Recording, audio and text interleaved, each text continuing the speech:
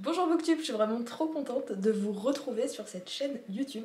Si jamais vous ne me connaissez pas et que vous me découvrez sur YouTube, je suis Dizritz sur TikTok. Et sur cette chaîne YouTube, on aura quand même des choses un peu plus différentes que ce que je propose sur TikTok. Ce sera des formats beaucoup plus longs, forcément.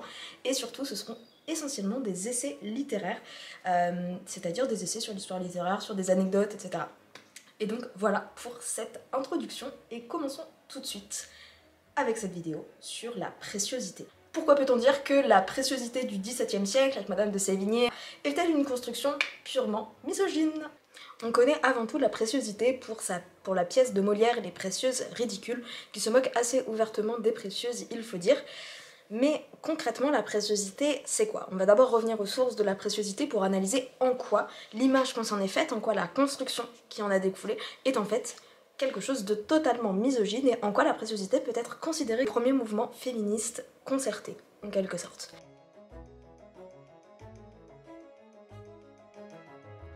La préciosité, qu'est-ce que c'est? La préciosité, c'est un mouvement qu'on veut littéraire, mais on va voir que c'est pas si simple que ça, un mouvement qu'on veut littéraire et mondain, aristocratique, qui se caractérise avant tout par son usage de la langue, par une nouvelle conception de la langue qui doit reprendre les codes de l'amour courtois par exemple, et qui a pour but d'épurer totalement le langage. De nombreux mots sont alors interdits dans les conversations. Par exemple, le mot de pied est interdit, le mot de valet devient nécessaire, par exemple, c'est-à-dire qu'un valet égale un nécessaire. Il y a une épuration totale du langage portée par les précieuses, dans les salons des précieuses. Mais pourquoi les précieuses ont eu cette envie d'épurer le langage? Qu'est-ce qui a fait que la langue française a été à ce point un objet de combat pour, par exemple, Mademoiselle de Scudéry, etc.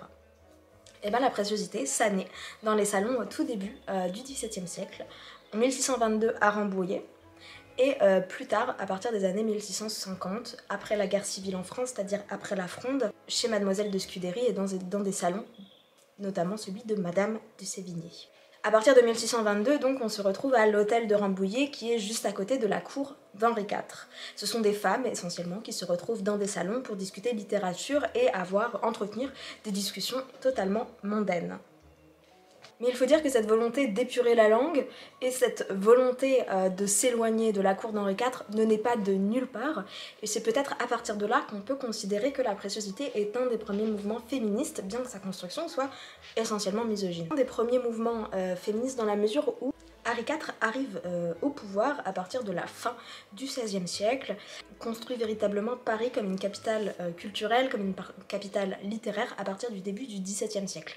En fait, ce qui se passe, c'est que quand c'était encore Henri III qui était au pouvoir, la cour adoptait des manières très galantes, très courtoises, il y avait un véritable code de cour, ce qui, sous Henri IV, se perd un petit peu, voire même beaucoup. Et en fait, c'est la vulgarité qui tend à prendre le pas dans la cour d'Henri IV, la vulgarité dans le langage, mais également dans les relations avec les femmes, puisque, pour vous raconter une petite anecdote, une des blagues que ces hommes faisaient très souvent à la cour du roi, c'était que puisque les femmes ne portaient pas de sous-vêtements, lorsqu'elles tentaient de s'asseoir sur une chaise, ils retiraient la chaise, de cette manière la femme tombait et exhibait ses parties intimes à toute la cour. Et ils trouvaient ça très très drôle.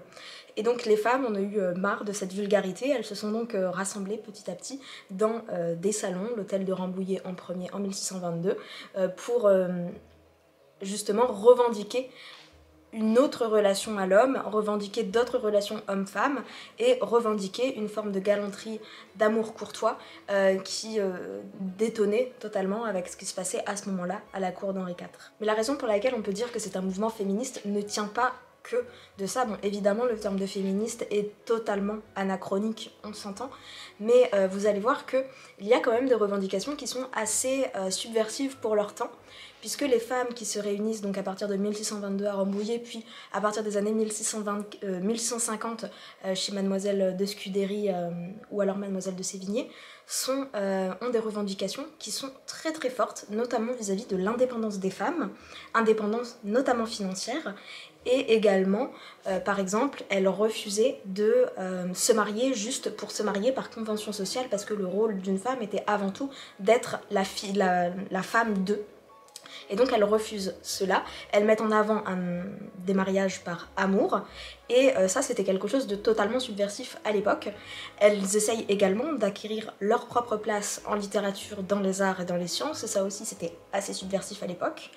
Et une autre de leurs grandes revendications était plutôt du côté social, notamment avec une importance davantage donnée au mérite que à la naissance, et ça aussi c'était subversif. On ne s'arrête évidemment pas là dans les revendications de ces femmes, puisque un des points cardinaux en fait de la préciosité, c'est la relation avec l'homme, ce sont les relations homme-femme, et la volonté de remettre au goût du jour un amour courtois qui pouvait avoir lieu, cours au Moyen-Âge par exemple.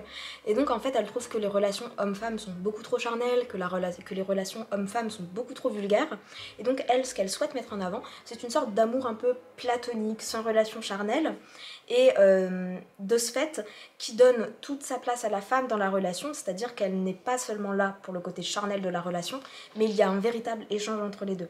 Cette conception de l'amour courtois, de l'amour galant, c'est un véritable parti pris philosophique de la part des précieuses. C'est donc à la fois de la vulgarité de la cour d'Henri IV, mais également d'une dégradation des relations hommes-femmes que naît le mouvement précieux. C'est la raison pour laquelle on peut dire en un sens que c'était un mouvement au moins avec des revendications féministes et très certainement un des premiers.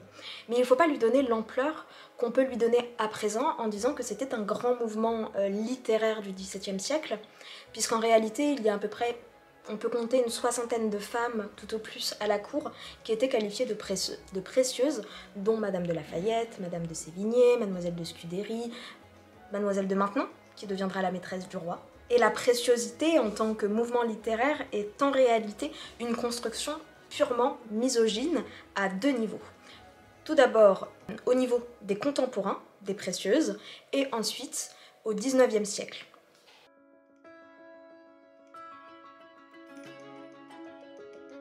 On va commencer par les contemporains des précieuses, parce que c'est très important de comprendre que le terme de précieuse, en fait, il a d'abord été utilisé pour moquer les précieuses en question.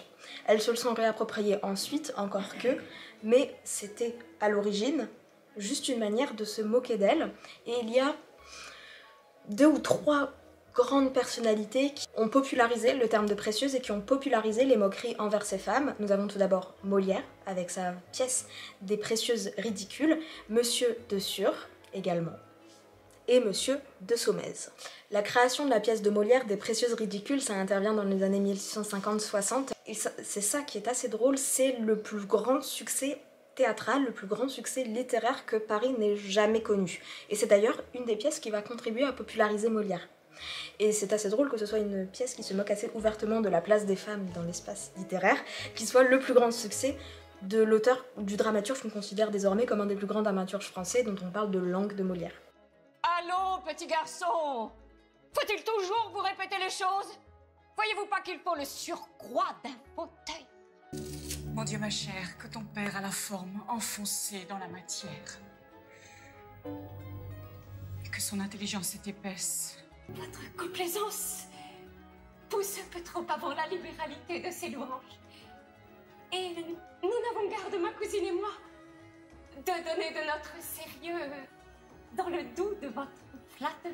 Mais ce n'est pas tout, puisque nous avons également Monsieur de Pur et Monsieur de Saumaise, qui sont également 2 grandes figures de leur temps, qui ont contribué à populariser ce terme. Monsieur de Pur en premier, puisqu'il a été quand même très virulent dans ses écrits contre les précieuses, notamment les qualifiant de secte nouvelle, de coquette aussi par exemple. C'était un terme très péjoratif, même si aujourd'hui on se l'est réapproprié. Et donc, qui se moque assez ouvertement. En fait, à ce moment-là, pourquoi, surtout pour Monsieur de Pur, peut-être un petit peu moins pour Molière, pourquoi est-ce qu'on les critique à ce point-là? Pourquoi est-ce qu'elles attirent l'attention à ce point-là alors qu'elles se réunissent dans leur salon et ne font finalement rien de mal? C'est parce qu'elles constituaient, pour ces hommes, un véritable danger à 2 niveaux. D'une part, par rapport à la place qu'elles réclament dans l'espace littéraire et dans les lettres et les arts, et d'autre part, par rapport à la langue française elle-même. Puisqu'en fait, on va énormément critiquer leur usage de la langue française, on va dire que c'est vraiment ridicule, que cette préciosité, on ne comprend rien dans les conversations, et c'est vrai que c'était assez difficile à comprendre, et que le langage était beaucoup trop épuré et qu'en fait ça ne servait à rien puisqu'on était incapable de les comprendre et qu'elles ne voulaient pas qu'on les comprenne. Et donc ça va créer une véritable panique dans l'espace littéraire puisqu'on va leur reprocher de prendre la place de l'Académie française et de se prendre pour je ne sais qui, puisque ce sont des femmes, elles n'ont qu'à rester à leur place de femmes en gros. En réalité, au XVIIe siècle, même si certaines de leurs inventions sont restées assez importantes, notamment la carte du tendre, qui est une cartographie de l'amour courtois, et des chemins qu'il faut emprunter pour atteindre cet amour galant et ne pas se perdre dans les relations amoureuses. En réalité, c'est un mouvement qui n'a pas vraiment perduré, qui dès les années 1660 s'essouffle grandement, laisse place au classicisme, et qui n'est pas un véritable mouvement littéraire constitué. C'est à partir, en réalité, du XIXe siècle qu'on va relire cette époque du XVIIe siècle avec une grille de lecture totalement misogyne et qu'on va créer ce mouvement de la préciosité en creux avec le classicisme à qui la préciosité cède la place.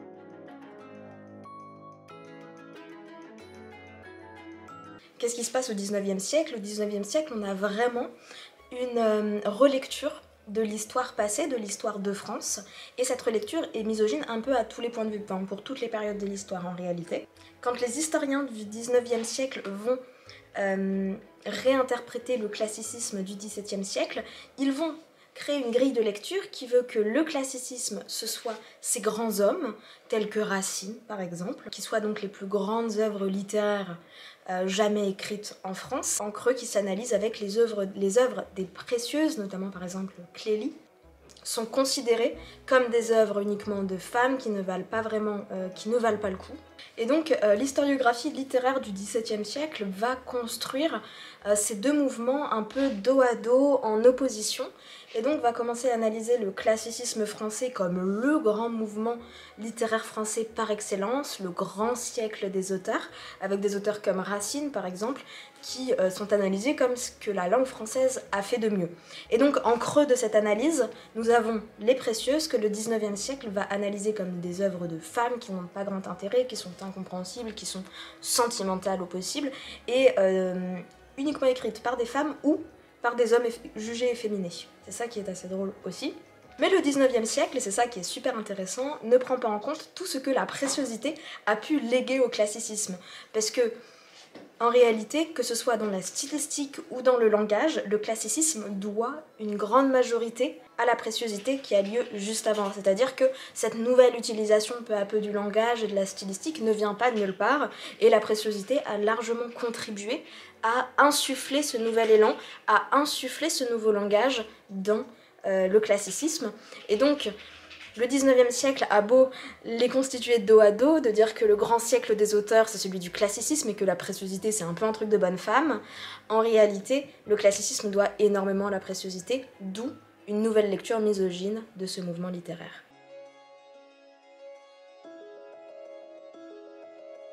J'aimerais juste terminer cette vidéo sur une sorte de parallèle entre l'analyse qu'on a pu faire de la préciosité des précieuses et des salons, que ces femmes tenaient entre elles avec des discours mondains, etc., qu'on a beaucoup raillé, et la vision actuelle que nous pouvons avoir des réseaux sociaux consacrés à la lecture, des comptes sur les réseaux sociaux consacrés à la lecture, notamment, ça s'est vraiment amplifié avec ce qui a été appelé dans les médias le phénomène BookTok, qui a été par de nombreux médias, j'ai l'impression que ça s'est un peu calmé, mais au moins au début, qui a été un peu pas vraiment pris au sérieux, qui a été presque décrédibilisé en réalité, en sous-entendant que ce n'était que des jeunes filles qui lisaient pas de la vraie littérature, elles lisaient que de la romance, pas vraiment, et c'était pas vraiment sérieux, et on décrédibilisait de cette manière la manière dont ces jeunes femmes, parce que c'était essentiellement des contes de femmes, enfin de jeunes filles de femmes, et on décrédibilisait la manière dont elles parlaient de leur lecture en mettant bien en avant que c'était pas vraiment de la vraie littérature.